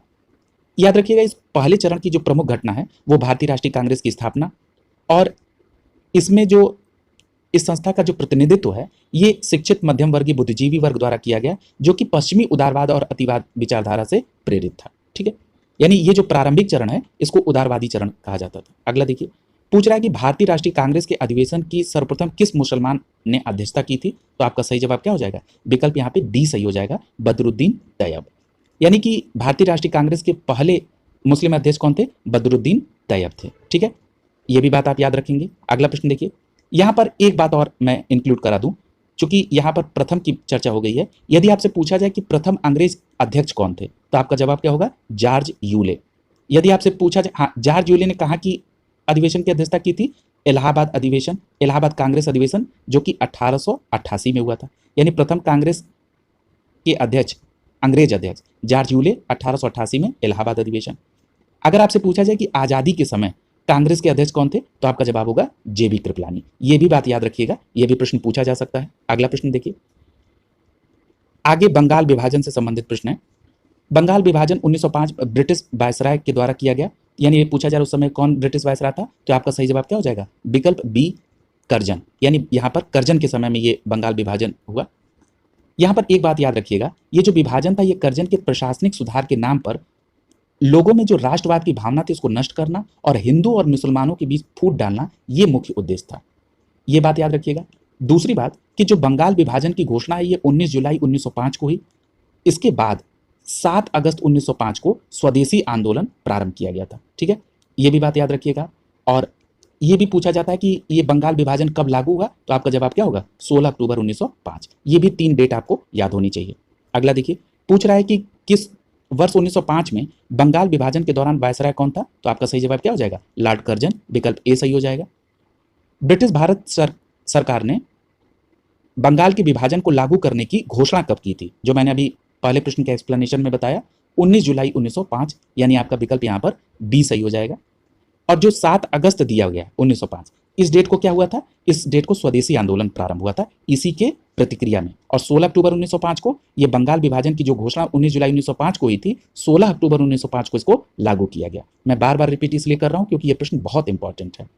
अगला है, निम्नलिखित में से किसने बंगाल विभाजन 1905 के विरोध में हुए आंदोलन का नेतृत्व किया था, तो आपका सही जवाब क्या हो जाएगा, विकल्प ए सही हो जाएगा, सुरेंद्र नाथ बनर्जी। ठीक है, यहां पर एक बात और याद रखिएगा कि रविंद्रनाथ टैगोर के सुझाव पर इसे बंगाल 16 अक्टूबर जब 1905 को जब ये लागू हो गया तो इस तिथि को शोक दिवस के तौर पे मनाया गया और उनके सुझाव पर बंगाल में इस दिन राखी दिवस के तौर पर मनाया गया। किसके, रविंद्रनाथ टैगोर के सुझाव पर, यह भी बात याद रखिएगा। और इस आंदोलन का नेतृत्व किसने किया था, सुरेंद्र नाथ बनर्जी। अगला प्रश्न है, अंग्रेजों से आजादी के लिए लड़ रहे भारतीयों द्वारा उठाई गई शपथ की वे सिर्फ भारतीय निर्मित सामानों की, विशेष रूप से कपड़े का उपयोग करेंगे, किस आंदोलन को कहा जाता है, ये किस आंदोलन का हिस्सा था, तो आइए विकल्प को देखते हैं। तो यहां पर आपका विकल्प सही हो जाएगा सी, स्वदेशी आंदोलन। ठीक है, हमने आपको बताया था 7 अगस्त 1905 को बंगाल विभाजन के विरोध में कलकत्ता के टाउन हॉल में स्वदेशी आंदोलन की घोषणा हुई और इस आंदोलन में विदेशी सामानों, कपड़ों और स्कूलों के विशेष रूप से बहिष्कार की बात की गई थी।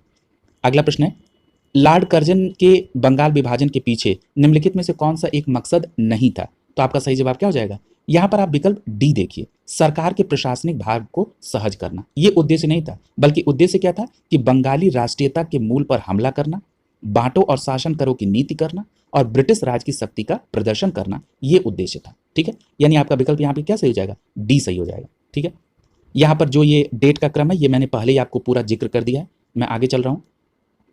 83 प्रश्न में पूछा जा रहा है, काकोरी मामले में पकड़े जाने के बाद अशफाक उल्लाह खां को किस जेल में कैद किया गया, तो आपका सही जवाब क्या होगा, फैजाबाद में। यहाँ पर आपका विकल्प ए सही हो जाएगा।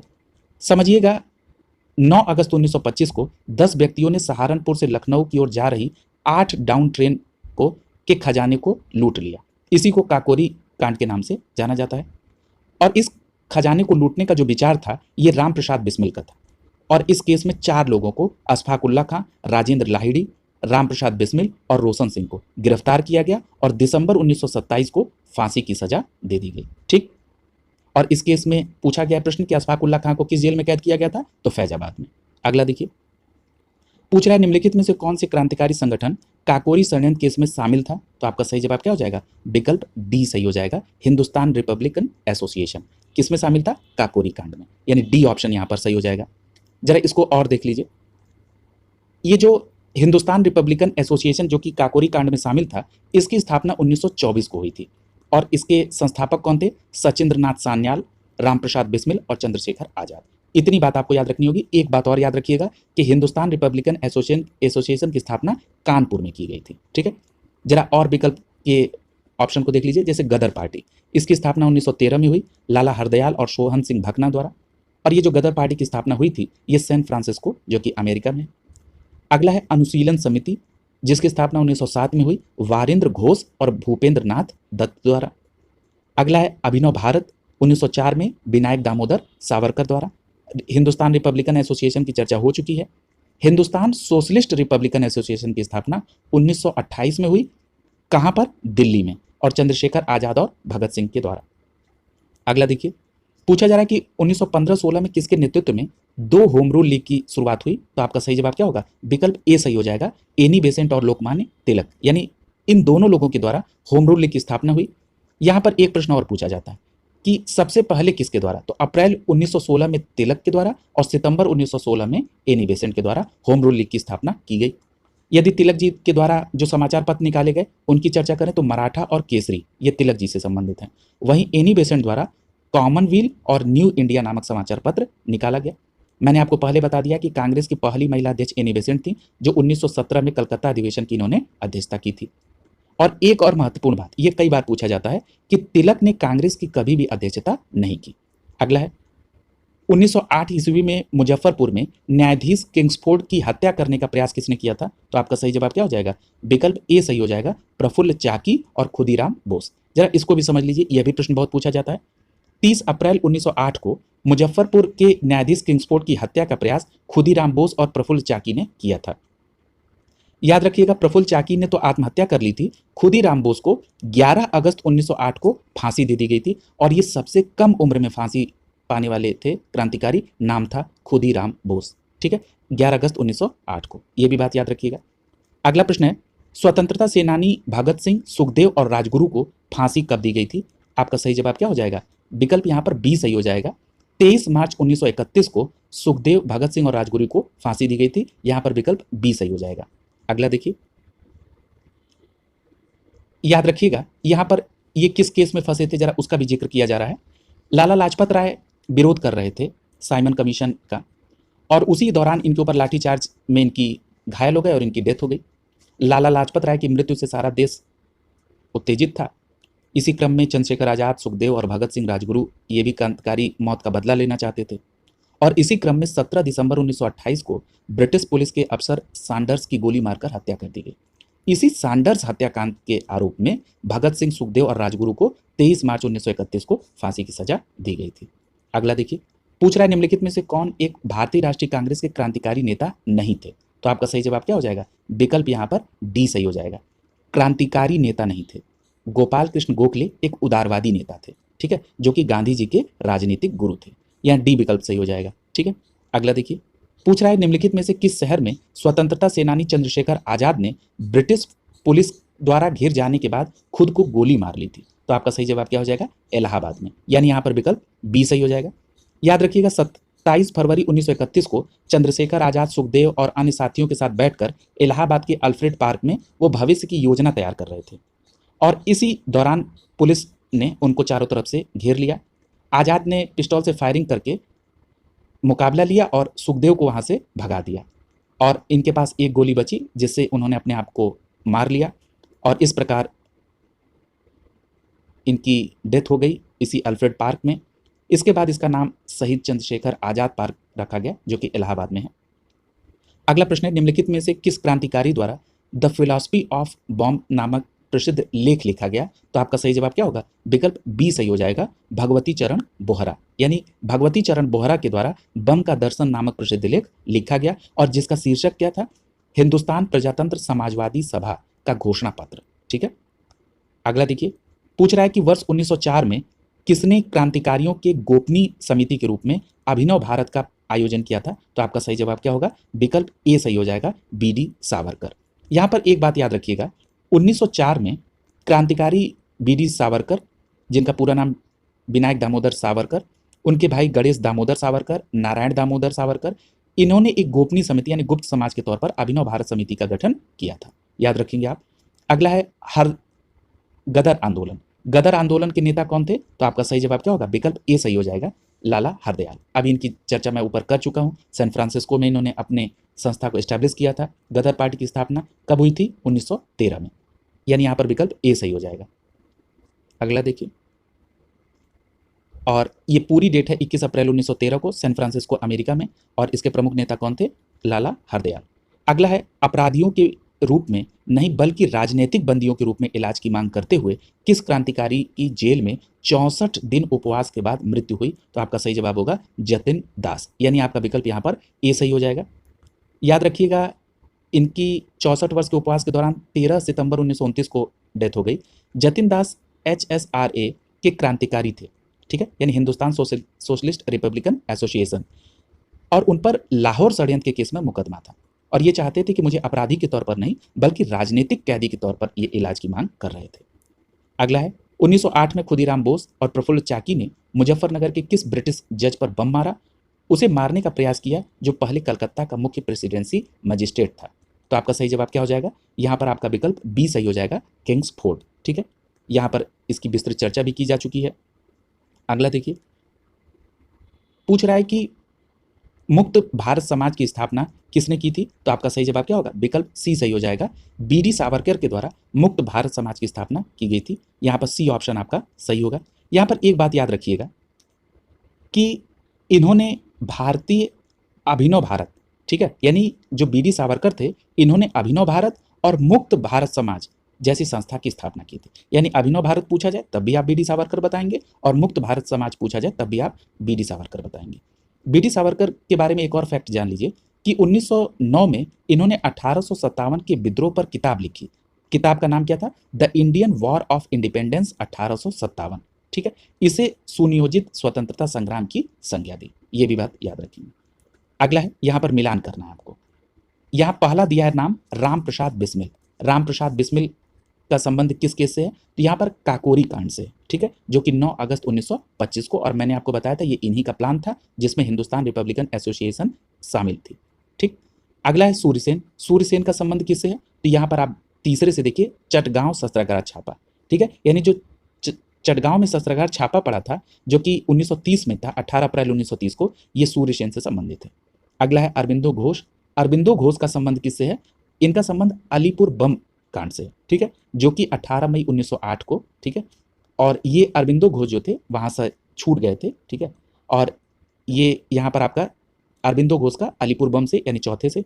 अगला है भगत सिंह। भगत सिंह का संबंध किससे है? तो यहाँ पर आप पहला देखिए, लाहौर षड्यंत्र से। ठीक है, ये यहाँ पर आपका सही हो जाएगा। अगला देखिए, यानी आपका यहाँ पर विकल्प क्या सही हो जाएगा? बी विकल्प सही हो जाएगा। काकोरी कांड को हम लोगों ने पहले अच्छे से देख लिया है, ये सारी चीज़ों को देखा जा चुका है। यहाँ पर एक बात और याद रखिएगा कि ये जो अलीपुर षड्यंत्र था, ये 18 मई 1908 को 34 व्यक्तियों के द्वारा जो अवैध शस्त्र रखने के आरोप में इनको गिरफ्तार किया गया, जिसमें जो अरविंद घोष थे ये छूट गए थे। इन्होंने अंग्रेजी भाषा में कर्मयोगिनी पत्र निकाला था, ये भी बात याद रखेंगे। 8 अप्रैल 1929 को भगत सिंह बटुकेश्वर दत्त ने केंद्रीय सभा पर बम फेंका था, जिसको लाहौर षड्यंत्र कहा जाता है, जिसको भगत सिंह से आपने अटैच कराया था। और 23 मार्च 1931 को भगत सिंह को फांसी की सजा दी थी, ये आप पढ़ चुके हैं। अगला है, गदर क्रांति आरंभ होने का प्रमुख कारण क्या था? तो यहाँ पे आपका विकल्प क्या सही हो जाएगा? सी सही हो जाएगा, कामागाटा मारू घटना। याद रखिएगा, ये जो कामागाटा मारू जो है, ये जहाज, जापानी जहाज, इसको बाबा गुरुदत्त सिंह ने 1914 में किराए पर लिया था, और इसमें 376 यात्रियों के साथ 26 सितंबर 1914 को हुगली पहुंचाइए, और बजबज नामक बंदरगाह पर जहाज पहुंचने के बाद तलाशी हुई और वहां पर संघर्ष शुरू हो गया, और इसमें 18 यात्री मारे गए और लगभग 202 यात्रियों को जेल भेजा गया। उसके बाद ये संघर्ष हुआ। याद रखिएगा, इस प्रश्न में आयोग ने विकल्प ए माना था, जो सही नहीं है। अगला है, चंद्रशेखर आजाद मुठभेड़ में कहाँ शहीद हुए? तो अभी आप पढ़ चुके हैं, विकल्प बी सही हो जाएगा, इलाहाबाद के अल्फ्रेड पार्क में, जिसको अब बदलकर शहीद चंद्रशेखर आजाद रख दिया गया है। और आपको पता है कि हिंदुस्तान सोशलिस्ट रिपब्लिकन एसोसिएशन की स्थापना 1928 में दिल्ली में इन्होंने की। अगला है, भारत के भीतर और बाहर दोनों ओर क्रांतिकारी की सक्रिय भूमिका निभाने वाले एकमात्र भारतीय राजकुमार कौन थे? तो आपका सही जवाब होगा राजा महेंद्र प्रताप, यानी आपका विकल्प यहाँ पे बी सही हो जाएगा। याद रखिएगा, ये जो राजा महेंद्र प्रताप थे, इन्होंने भारत के भीतर और बाहर दोनों जगहों पर क्रांतिकारी गतिविधियों में ये सक्रिय रहे। इनका जन्म 1 दिसंबर 1856 को मुरसान में हुआ था। इनके पिता का नाम घनश्याम सिंह था। जब वो 3 साल के हुए तो हाथरस के राजा हरिमान सिंह ने उनको गोद ले लिया, और इनकी शिक्षा अलीगढ़ मुस्लिम विश्वविद्यालय, और इन्हें चारों धर्मों, हिंदू, मुस्लिम, सिख, ईसाई, एक मानकर इनका नाम पीर प्रताप पड़ा गया था। ठीक है, तो ये भी बात याद रखिएगा। अगला है, महाराष्ट्र में 1900 में वीर दामोदर सावरकर द्वारा स्थापित गुप्त समाज को कहा गया। तो आपका सही जवाब क्या हो जाएगा? यहाँ पर विकल्प आपका बी सही हो जाएगा, मित्र मेला। जरा इसको समझिए, ये जो 1900 में विनायक दामोदर सावरकर द्वारा गुप्त समाज के तौर पर मित्र मेला ये कहा गया, ये मित्र मेला ही 1904 में अभिनव भारत के तौर पर परिणित हुआ। ठीक है, ये दोनों बातें आप यहाँ पर याद रखेंगे। और मित्र मेला 1904 में अभिनव भारत, और दोनों का संबंध विनायक दामोदर सावरकर से। अगला प्रश्न है, खुदीराम बोस को ब्रिटिश न्यायाधीश मजिस्ट्रेट किसकी हत्या करने के लिए फांसी दी गई? तो आपका सही जवाब क्या हो जाएगा? विकल्प ए सही हो जाएगा, किंग्सफोर्ड। ठीक है, इसको आप डिटेल में पहले पढ़ चुके हैं। अगला देखिए, पूछ रहा है कि 18 अप्रैल 1930 को चटगांव सत्याग्रह छापे की घटना का नेतृत्व किसने किया था, जिसमें क्रांतिकारियों को डपरा में स्थित पुलिस सत्रागार में कब्जे पर ले लिया। तो आपका सही जवाब क्या हो जाएगा, यह प्रश्न आप पढ़ चुके हैं, यहाँ पर गणेश घोष। ठीक है, यानी आपका विकल्प यहाँ पर बी सही हो जाएगा।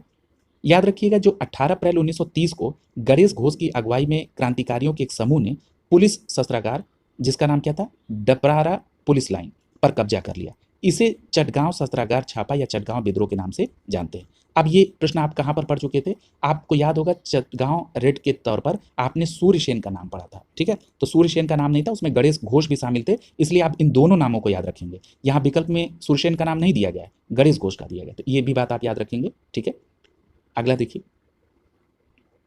आगे महात्मा गांधी और उनके प्रारंभिक आंदोलन से संबंधित प्रश्न है।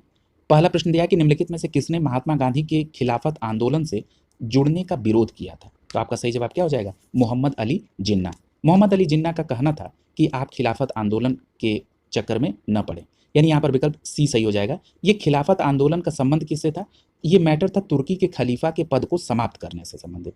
और गांधी जी का ये विचार था कि अगर मैं खिलाफत आंदोलन में मोहम्मद अली और शौकत अली जो नेतृत्व कर रहे थे इसका, उनका अगर मैं इसमें सपोर्ट कर दूंगा तो फिर आगे चल के मुस्लिम समुदाय का सपोर्ट उनके असहयोग आंदोलन में मिल जाएगा। ठीक है, ये भी एक गांधी जी के दिमाग में था, और ये खिलाफत आंदोलन 1919 में शुरू हुआ था। ठीक है, इतनी बात यहाँ पर याद रखिएगा। और एक बात और याद रखिएगा कि अखिल भारतीय खिलाफत कमेटी की अध्यक्षता किसने की थी, तो महात्मा गांधी ने। ठीक है, अगला देखिए, पूछ रहा है कि भारत के सत्याग्रह के सिद्धांत के संदर्भ में निम्नलिखित में से क्या सत्य नहीं है। तो आपका सही जवाब क्या होगा, परहेज। यानी कि जो गांधी जी का सिद्धांत था उसमें अहिंसा, सत्यता या किसी सजा का प्रतिकार न करना, ये सभी चीजें शामिल थी, न कि परहेज। ठीक है, यानी आपका विकल्प यहाँ पे सी सही हो जाएगा। अगला देखिए, पूछ रहा है कि चंपारण सत्याग्रह का नेतृत्व किसने किया था। तो आपका सही जवाब क्या होगा, विकल्प सी सही हो जाएगा। चंपारण सत्याग्रह का नेतृत्व महात्मा गांधी के द्वारा किया गया था। याद रखिएगा, ये जो चंपारण सत्याग्रह है ये 1917 में गांधी जी के द्वारा किया गया। जब गांधी जी 1915 में दक्षिण अफ्रीका से लौटे तो उसके बाद ये पहला उनका सफल सत्याग्रह था। अब यहाँ पर एक और बात जानिए, चंपारण सत्याग्रह के बारे में गांधी जी को किसने बताया था। तो आपका जवाब होगा राजकुमार शुक्ल ने। और कहाँ बताया था, जब 1916 के लखनऊ अधिवेशन में राजकुमार शुक्ल आए थे तो वहाँ पर गांधी जी से मिलकर उन्होंने चंपारण के किसानों के जो कष्ट थे उसके बारे में बताया। और कष्ट क्या था किसानों का, तिनकठिया पद्धति, ये इसका विरोध कर रहे थे। तिनकठिया पद्धति में किसानों को अपनी जमीन के 3/20 भाग पर नील की खेती को करना अनिवार्य कर दिया गया था। इसी का चंपारण के किसान विरोध कर रहे थे और बाद में उसका सफल नेतृत्व किया गांधी जी के द्वारा। इतनी बात है यहाँ पे आप मिनिमम याद रखेंगे। अगला प्रश्न है, महात्मा गांधी दक्षिण अफ्रीका में किस वर्ष पहुंचे थे। तो आपका सही जवाब क्या होगा, यहाँ पर विकल्प ए सही हो जाएगा, 1893 में। ये एक बात याद रखिएगा, गांधी जी 1893 में जब दक्षिण अफ्रीका गए तो ये एक मुकदमे के संदर्भ में गए थे, जो मुकदमा था सेठ अब्दुल्ला का। ठीक है, लेकिन वहाँ भारतीयों के साथ हो रहे भेदभाव को देखते हुए इनका मन विचलित हुआ और डरबन से विक्टोरिया यात्रा के दौरान ये खुद भुक्तभोगी भी हुए और वहाँ पर इसके विरोध में वो सक्रिय हुए। अगला देखिए, अगला प्रश्न है, महात्मा गांधी के किस अमेरिकी जीवन लेखक ने लिखा था कि असहयोग भारत और गांधी जी के जीवन में एक युग का नाम बन गया। ठीक है, तो आपका सही जवाब क्या होगा, विकल्प सी सही हो जाएगा। लुइस फिशर ने लिखा गांधी जी के बारे में कि असहयोग भारत और गांधी जी जीवन में एक युग का नाम बन गए, यानी सी विकल्प यहाँ पर सही हो जाएगा। महात्मा गांधी का जन्म 2 अक्टूबर 1869 को गुजरात के पोरबंदर में हुआ था। और अभी आपको मैंने बताया था कि गांधी जी के जो राजनीतिक गुरु थे उनका नाम गोपाल कृष्ण गोखले था। और असहयोग आंदोलन, जो मैंने अभी आपको चर्चा के दौरान बताया था, खिलाफत आंदोलन के जब चर्चा हो रही थी, तो असहयोग आंदोलन की शुरुआत 1 अगस्त 1920 को हुई। जरा इसको भी मैं थोड़ा सा असहयोग आंदोलन को एलेबोरेट कर दे रहा हूँ। 4 फरवरी 1922 को चौरी चौरा कांड हुआ और ये एक हिंसक कांड हुआ, जिससे गांधी जी काफ़ी विचलित हुए और उन्होंने कहा कि अहिंसा हमारा धर्म है, हम हिंसक आंदोलन को नहीं बर्दाश्त कर सकते हैं। इसके बाद 12 फरवरी 1922 को बारदोली प्रस्ताव के जरिए असहयोग आंदोलन को वापस ले लिया। यानी असहयोग आंदोलन कब से कब तक चला, 1920 से 1922 तक। अगला देखिए, पूछ रहा है, महात्मा गांधी ने निम्नलिखित में से किसे अपना राजनीतिक गुरु माना। तो आपका सही जवाब क्या होगा, गोपाल कृष्ण गोखले, विकल्प बी सही हो जाएगा। एक बात और याद रखिएगा, गोपाल कृष्ण गोखले किसके शिष्य थे, महागोविंद रनाडे के। ठीक है, और ये वित्तीय मामलों में अद्वितीय समझ और उनकी अधिक क्षमता थी, इसी कारण भारत के ग्लेड स्टोन के तौर पर भी किसको जाना जाता है? गोपाल कृष्ण गोखले को। ठीक है, ये भी बात याद रखिएगा ग्लेड स्टोन के तौर पर। अगला है महात्मा गांधी किस वर्ष कांग्रेस के अध्यक्ष बने? तो ये आप पढ़ चुके हैं, 1924 के बेलगाम के अधिवेशन में गांधी जी अध्यक्ष बने थे। यहां पर विकल्प डी सही हो जाएगा आपका। अगला देखिए, रंग भेद के कारण महात्मा गांधी को किस वर्ष दक्षिण अफ्रीका के पीटर्सबर्ग स्टेशन पर प्रथम श्रेणी के रेल डिब्बे के सामान सहित बाहर फेंक दिया गया? तो आपका सही जवाब क्या होगा? यहां पर विकल्प आपका डी सही हो जाएगा, 1893 में। इस तरह का एक प्रश्न और पूछा गया था आपके यहाँ, याद रखिएगा। 1893 में महात्मा गांधी जब दक्षिण अफ्रीका गए थे तो वहां पर पीटर्सबर्ग यानी रेट्सबर्ग रेलवे स्टेशन पर प्रथम डिब्बे से इनको सामान सहित फेंक दिया गया था। ठीक है, वहां पर गोरे और कालों के भेद के कारण, रंग भेद के कारण। अगला प्रश्न है महात्मा गांधी द्वारा भारतीय राष्ट्रीय कांग्रेस के अधिवेशन की सभापतित्व किया गया? तो आपका सही जवाब क्या होगा? एक अधिवेशन का। मैंने आपको बताया था 1924 का बेलगांव अधिवेशन, और यही एकमात्र अधिवेशन था जिसमें महात्मा गांधी ने अध्यक्षता की थी। यहाँ एक प्रश्न और दिमाग में आ रहा है, याद रखिएगा, कई बार पूछा गया है कि भारतीय राष्ट्रीय कांग्रेस का पहला अधिवेशन जो गांव में हुआ था, तो याद रखिएगा ये अधिवेशन फैजपुर अधिवेशन था जिसकी अध्यक्षता जवाहरलाल नेहरू ने की थी। ये गांव में आयोजित पहला अधिवेशन था। ठीक है, यहाँ पर कई बार लोग बेलगांव का नाम सुन के इसको टिक कर देते हैं, तो ये यहाँ पर दोनों को याद रखिएगा, ये बेलगांव कर्नाटक में है और गांव में आयोजित पहला कांग्रेस अधिवेशन फैजपुर अधिवेशन। अगला प्रश्न देखिए, पूछ रहा है निम्नलिखित में से कौन सा गांधीवादी दर्शन का हिस्सा नहीं है? तो आपका सही जवाब क्या हो जाएगा? आपका विकल्प यहाँ पर सी सही हो जाएगा, व्यवसाय। यानी अहिंसा, ब्रह्मचर्य और सत्याग्रह ये गांधी जी के दर्शन के हिस्से हैं, न कि व्यवसाय। सी ऑप्शन यहाँ पर। ठीक है, क्योंकि गांधी जी आत्मनिर्भर ग्राम समाज की संकल्पना पर ज्यादा जोर देते थे। ठीक है, अगला देखिए, पूछ रहा है कि 1917 में कहाँ के सत्याग्रह में गांधी जी का पहला सत्याग्रह था और भारतीय राष्ट्रीय स्वतंत्रता आंदोलन में एक बड़ा विद्रोह था? तो आपका सही जवाब क्या होगा? विकल्प डी, चंपारण सत्याग्रह 1917। इस पर डिटेल चर्चा हो चुकी है, डी विकल्प यहाँ पर सही होगा। एक बात और याद रखिएगा यहाँ पर कि गांधी जी के द्वारा जब इसका सफल नेतृत्व किया गया तो रविन्द्रनाथ टैगोर द्वारा गांधी जी को महात्मा कहा गया। ठीक है, ये भी बात याद रखेंगे। अगला है महात्मा गांधी ने सत्याग्रह सभा की स्थापना कब की थी? तो आपका सही जवाब होगा सी विकल्प होगा, फरवरी 1919 में गांधी जी ने सत्याग्रह सभा की स्थापना की थी। याद रखिएगा, महात्मा गांधी ने रॉलेट एक्ट के विरोध में फरवरी 1919 में सत्याग्रह सभा की स्थापना की थी और इसके सदस्य को क्या करना था? कानून की अवज्ञा करके जेल जाते थे। और एक बात और याद रखिएगा, गांधी जी ने रॉलेट एक्ट के विरोध में ब्रिटिश सरकार को शैतानी लोग कहा था। अगला है महात्मा गांधी ने किस प्रकार की अर्थव्यवस्था की वकालत की थी? तो आपका जवाब होगा विकल्प सी, विकेंद्रीकृत अर्थव्यवस्था की वकालत की थी। ठीक है, यानी अर्थव्यवस्था ऐसी जो निचले लेवल तक पहुंचे, एक जगह केंद्रीकृत न हो, यानी कुटीर उद्योग पर उन्होंने जोर दिया था। यानी कि उद्योग और संपत्ति पर कुछ लोगों का नियंत्रण न रहो, यानी कि सत्ता के विकेंद्रीकरण का मतलब ये हो गया कि आम लोगों की भागीदारी उसमें सुनिश्चित हो, यानी नीचे ग्राउंड लेवल तक वो जाए। अगला है महात्मा गांधी के लिए क्या ऐसा था जो भारतीय मानवता की एकता, इसकी आर्थिक स्वतंत्रता और समानता का प्रतीक था? तो आपका सही जवाब क्या होगा? विकल्प ए सही हो जाएगा, खादी। ठीक है, यानी यहां पर विकल्प ए सही हो जाएगा, खादी। याद रखिएगा, गांधी जी खादी को भारतीय मानवता की एकता, आर्थिक स्वतंत्रता और समानता का प्रतीक था। ठीक है, और एक और महत्वपूर्ण बात कि गांधी जी ने 1920 के दशक में गांव को आत्मनिर्भर बनाने के लिए खादी के बहुत प्रचार प्रसार किया था। अगला है महात्मा गांधी का आर्थिक विचार नहीं है, इनमें कौन सा नहीं है? तो यहाँ पर आप देखिए विकल्प सी, मशीनरी और नवीनतम तकनीकी का अधिकतम उपयोग, ये गांधी जी का विचार नहीं था। गांधी जी का विचार था कि आर्थिक विकेंद्रीकरण होना चाहिए, कुटीर उद्योग को बढ़ावा मिले, गैर हिंसक व्यवहार होना चाहिए। ठीक है, पूंजीवादी व्यवस्था पर नहीं उनका विचार था, और गांव के सर्वोदय का पुनर्जन्म होना, ये गांधी जी की आर्थिक विचार के अंतर्गत था। यानी 117 का सही जवाब होगा विकल्प सी। अगला देखिए, पूछ रहा है कि the story of my experiment with truth, इसके लेखक कौन थे? तो आपका सही जवाब होगा गांधी जी, यानी मोहनदास करमचंद गांधी। ठीक है, विकल्प डी सही हो जाएगा यहाँ पे, और उन्होंने गुजराती भाषा में इसको लिखा था और ये गांधी जी की आत्मकथा थी, the story of my experiment with truth. अगला प्रश्न है, गांधी जी के गांव सर्वोदय के आदर्श ने बताया कि एक आदर्श गांव को कुछ शर्तों को पूरा करना होगा, इनमें से वो शर्त कौन सी नहीं है? तो आप यहाँ पर देखिए, पहला दिया है कि जाति व्यवस्था को समाप्त किया जाना चाहिए, सही है।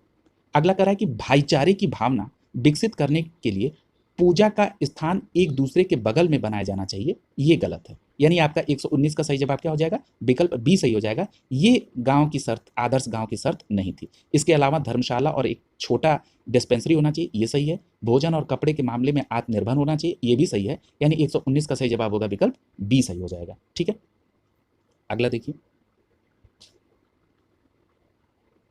अगला है महात्मा गांधी भाप से चलने वाले जहाज एसएस सफारी द्वारा दक्षिण अफ्रीका कहाँ पहुंचे थे, किस जगह? तो आपका सही जवाब होगा डरबन।